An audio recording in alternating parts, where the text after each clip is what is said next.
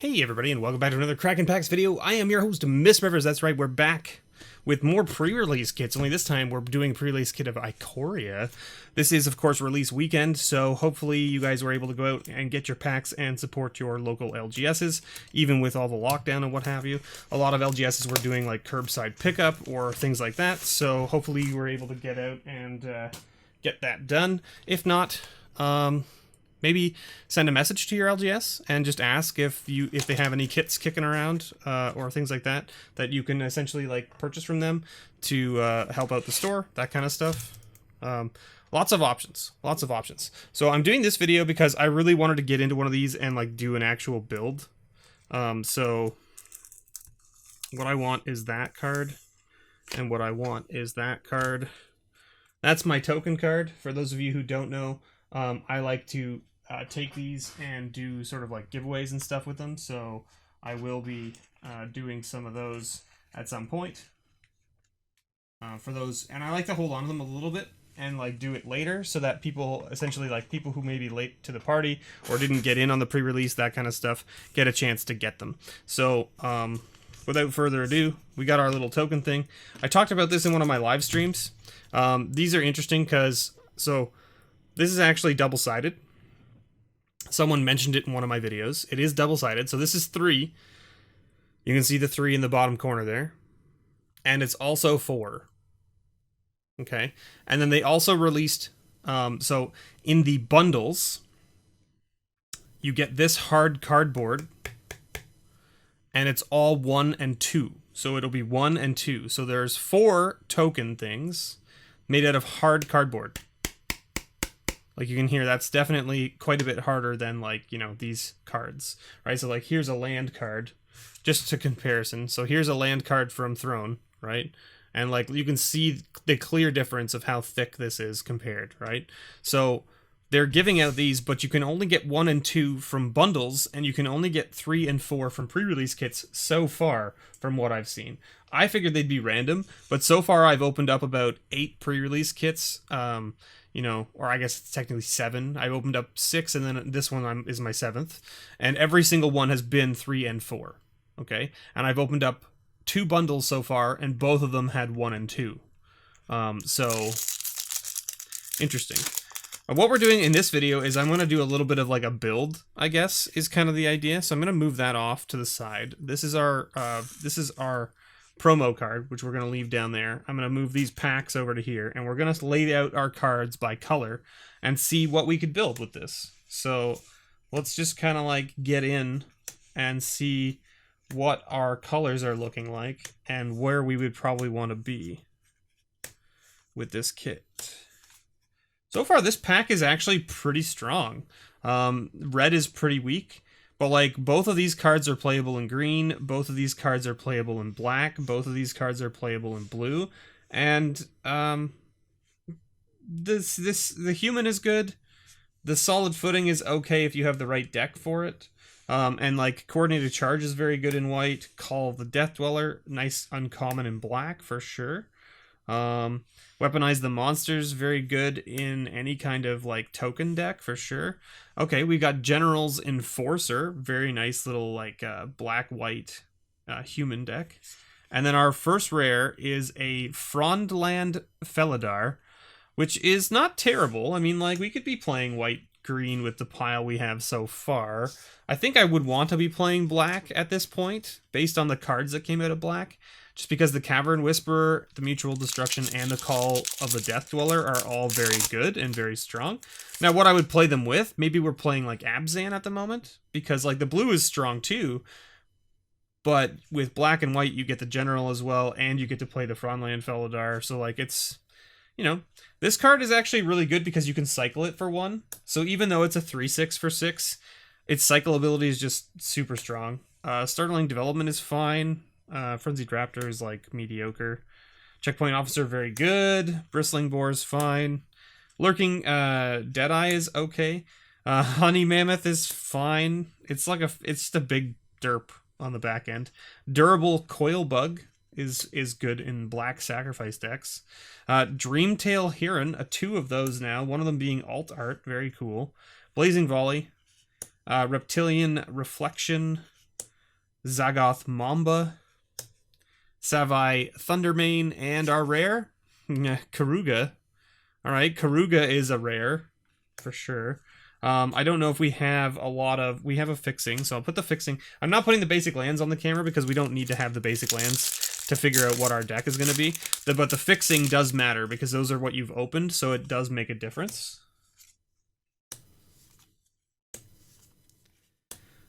I don't think we're playing green at this point. Our green seems a little bit lackluster.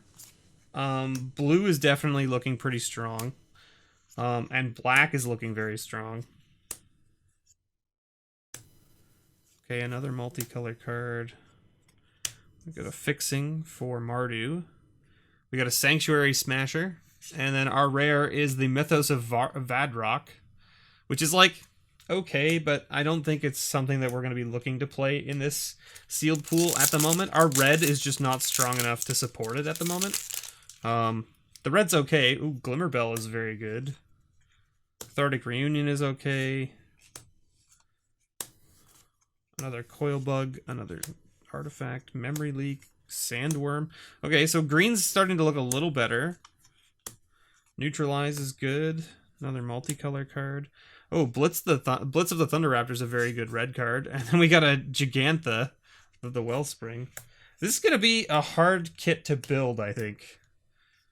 Because right now we only have 2 fixing. Technically we have a crystal for Mardu, but like, I don't know if that's going to help us. Our white is definitely looking a lot less interesting now. Like, we just haven't hit a lot of more interesting white cards yet. We've hit 2 Garrison Cats, which are like okay, but they're not amazing. Parcel Beast is good. That's fun. Looks like we have a full art or alt art something behind this. So we've got a Crystalline Giant, which is a nice rare. And, oh man, what? That is a foil alt art Triome, Sultai Triome. That is super gorgeous.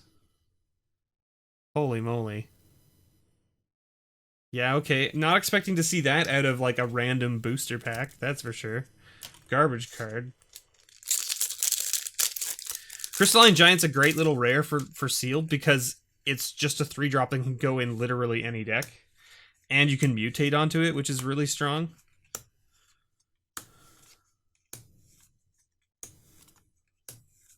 Our black is looking very good. Okay, another crystal. Okay, Apex of Wishes. Yeah, this card is very good in limited. This card is very good in limited. I don't think we're planning to play red as a main color, but we can definitely splash Illuna because the mutate cost doesn't require red. It only requires blue and green. I think we're Sultai, to be completely honest. Like, I don't think our white is, like, particularly strong enough to, like, play. It's okay, but it's not, like, amazing. Which means that takes out the Frondland. And I don't think we're playing red. So, I mean, like, we could definitely be looking at playing these, though. All of these rares. Right? And the question is like, no card in your starting deck has more than 1 of the same mana symbol. So, like... So then Karuga couldn't go in the deck if Gigantha was... Like, does that count? I assume that counts. Like, if Karuga's in the deck, Gigantha can't go into your companion slot, right? Contains only cards with converted mana cost 3 or greater. Okay, that is a thing that we could possibly look at doing. Because, like, having Karuga or Gigantha as one of our companions would be very helpful. Just because it allows us to have it there and always be able to cast it. But that would mean that, like, we can't play this. We can play this. We can't play this. We can play this. We can play this. We can't play this. We can't play this. We can play this. We can play this. We can't play this. We can play this. And we can play this. Okay, which is, like, not terrible. I mean, like, in the blue stuff... I would really want to have the Glimmerbell as well as, like, these two hampering snares probably, just because they cycle but also allow you to mutate. The turtle is okay, but like we don't have like... Let's check our mutate creatures and see if we want to be playing the turtle. I don't think we do. I don't think I want to be playing red. I don't think our red was like particularly strong. Like Clash is very good. Claws is mediocre. Go for Blood is fine. Wolverine is good. Blitz is good. Rumbling Rockside is good. Cathartic Reunion is fine. Smasher is okay, just because you can cycle it. Tentative Connection. I don't think that's something. Is this spell cost 3 less if you control a creature with menace? No. Reptilian Reflection is good in the cycle deck, but we don't really not playing the cycle deck. 1 damage, no. This is just a 4/2. That lets us sack things, and we have another one. Yeah, like our red is not particularly exciting by any means. So we do have this one, which gives us 2 of our colors. And we have... No, it's not really what we want to be doing. And Sleeper Dart. No. And that's got white and black, and really we're only playing one of those 2 colors. So those are fine. We can play Pack Beast. I don't think we care about playing this guy particularly. It's a maybe. This guy's fine if we're playing green. We're not playing this or this. Okay. Okay. Oh, we didn't look at our promo either. What's our promo? Oh, our promo's white. Yeah, that's kind of awkward. I don't think that this sways us to go into white at all. It's an interesting board wipe, but it's not really. It's like a pseudo board wipe, because it leaves them with their best thing and it leaves you with your best thing, right? Which is not really a board wipe when we think about it, right? And in this kind of scenario, maybe their best thing is better than your best thing, right? So if we're playing with Karuga as our companion, right, we can't play anything that costs 2. We can't play anything that costs less than 3, right? So that means that this is out, this is out, this is fine, this is mediocre, this is out, this is out, this is... Ugh. This filler. Yeah, like we lose a lot of green, right? And a lot of our early green is actually kind of like where we want to be playing green, right? So that's tough. That's a tough one. We'll have to see, right? We'll have to see. And you can't play Gigantha if you want to play the Sandworm or the Mammoth, right? And then you can't play the Neutralize or the Void Beckoner if we're playing Gigantha, right? And then you can't play Karuga either, because it matches. Everything else is okay. So like maybe we go Gigantha as just a big derp in the main deck, or in the companion slot, and then we just cut the Karuga and the Mammoth and the Sandworm, right? Oh no, then you can't play the Proud Wild Bonder either. Okay, well, let's see what black has. This is definitely good. This is good because you can mutate onto it. What is this? Oh, this is the 8/8 Death Touch dude. Yeah, that guy's fine. This is not great. This is good. This is good. These are fine, but they're not like particularly amazing. This is very good. This is good. This is okay if you have enough mutate things. I don't know if we want a second Coil Bug. Like, I think 1 is enough. Do you know what I mean? Lurker is fine. Call is iffy because I don't know if it's converted mana cost 3 or less, right? And right now, a lot of our creatures are like 2 or more. Mutual Destruction is fine, and another Cavern Whisperer is good. So our black is very strong.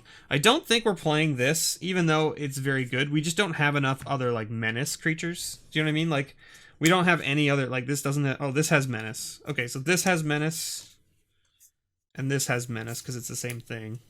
Oh, and then these give menace tokens. Okay. I mean, like, this could be good, then. Like, this guy could be good in this deck. Alright, that's interesting. That's an interesting thing to think about. Right? Okay. So then, like, this is all of our menace stuff, right? I think this Call of the Death Dweller is just not good in this deck because we just don't have enough things to get back with it. Do you know what I mean? Like, Coil Bug comes back on its own, right? So what have we got? We've got it's this thing and this thing. And then we have literally all of these. Except for neutralize. That can be mutated onto. And then we have...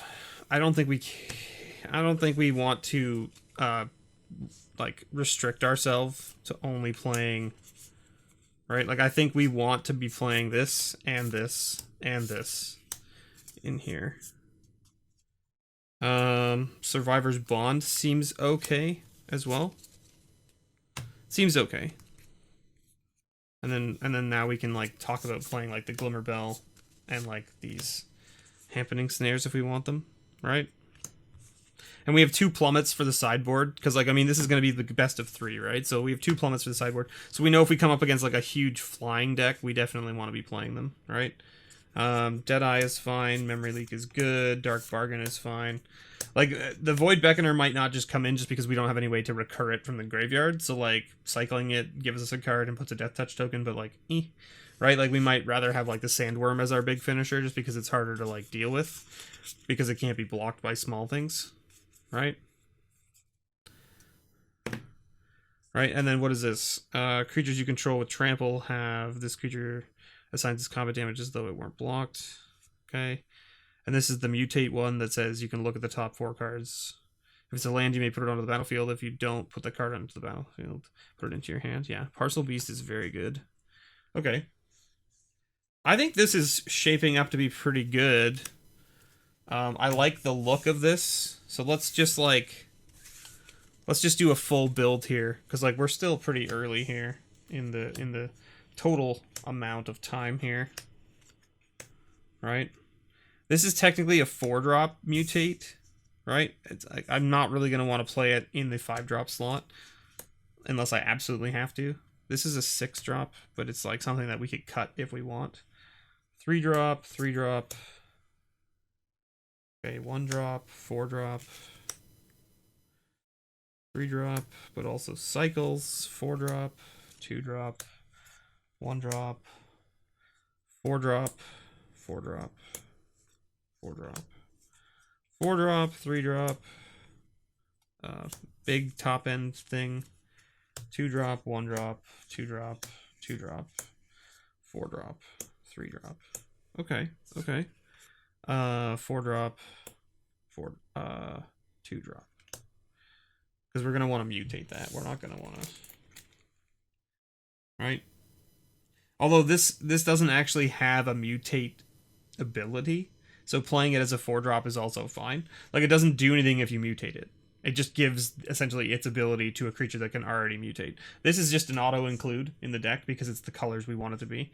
We have no fixing for the red for Aluna, but we're definitely wanting to play it. That's a 5. Okay.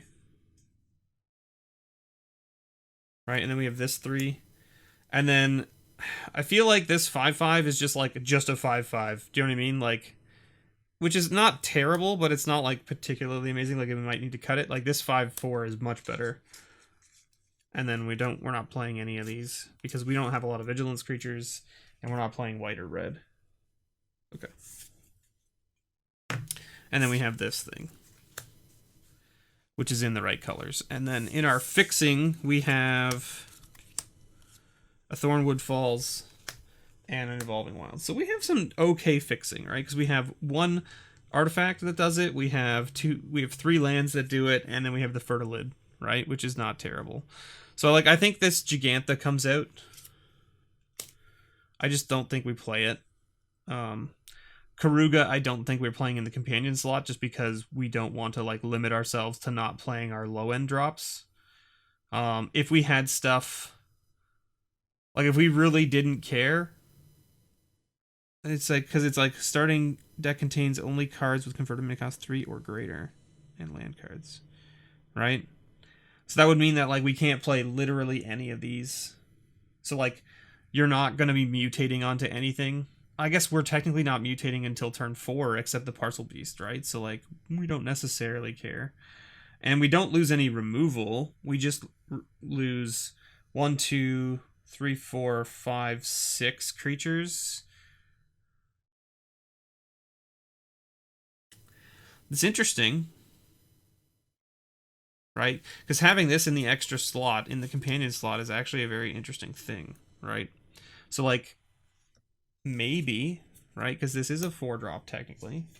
Like, maybe if you take all of this out, you're still in okay shape, right? Yeah, you don't do anything on turn 1 or turn 2, but that's not necessarily a problem, right? 1, 2, 3, 4, 5, 6, 7, 8, 9, 10, 11, 12, 13, 14, 15, 16, 17 creatures, 18, 19, 20, 21, 22, 23. That puts us perfectly at 23 for 17 lands, and then Karuga in the companion slot. Huh. That's very interesting. It also means that if you go this route, this is always going to hit a 3-drop or higher, which is another interesting thing, right? Illuna will always hit a 3-drop or higher. And the only non-creature permanent it can find is the crystal. Right? Whenever this creature mutates, exile cards from the top of your library until you exile a non-land permanent card. Put that card onto the battlefield or into your hand. Oh, this is also the one that they didn't finish the sentence, right? So it exiles those cards, and then what? Like, it just exiles cards off the top of your deck until you exile a non-land permanent, right? So, like, do those other cards just go away? They're just gone? It doesn't state it, right? I think that's just, it was like a, I think they came out and said that there was an issue there. This is interesting. I don't know. You guys tell me, do you think it's worth playing Karuga in the companion slot here with this deck and playing this and starting a little bit slower, but having a higher top end? Do you know what I mean? Or should we be cutting other cards out and including these back in, right? Because, like, to put these back in, we have to make a lot of cuts, right? Because it's 1, 2, 3, 4, 5, 6, 7, 8, 9, 10. We've got 10 cards here that got cut just by playing Karuga in the companion slot, right? I think it's okay, personally. I think this is fine, right? Because I don't think we have anything else either, right? And I mean, if that case too, right? You might just, like, talk about dropping, like, the Fertilid and putting in the Honey Mammoth, right? Or, like, drop the Deadeye, the Lurking Deadeye, and plopping in Gigantha or something, right? Just because it's another big drop that can trigger Karuga to draw you a card, right? Interesting. Anyway, there you go, everybody. I hope you all enjoyed. We hit some pretty spicy stuff, I have to say. That foil Triome is probably, like, just like the chef's kiss. I was not expecting that out of a random booster pack, out of a pre-release kit, to be honest with you. But there we are. Thank you so much, everyone, for watching. I have been your host, MrBevers. I hope you all enjoyed this video and this sort of opening of packs and build of a pre-release kit. I hope if you got to play in a pre-release, or maybe you did some mobile games with friends or family or whatever, I hope it went well for you and that you enjoyed it and had a lot of fun. Remember, always try to have fun when you're playing Magic. That's what it's all about. It doesn't matter whether you win or lose. It matters whether you had fun. Let's be honest, right? There are people out there that it matters whether they win or not, right? And those are the people who get paid to play the game. But if you're not getting paid to play the game, just enjoy the game for what it is. A game. Thanks for watching, everybody. And as always, may your pulls ever be better.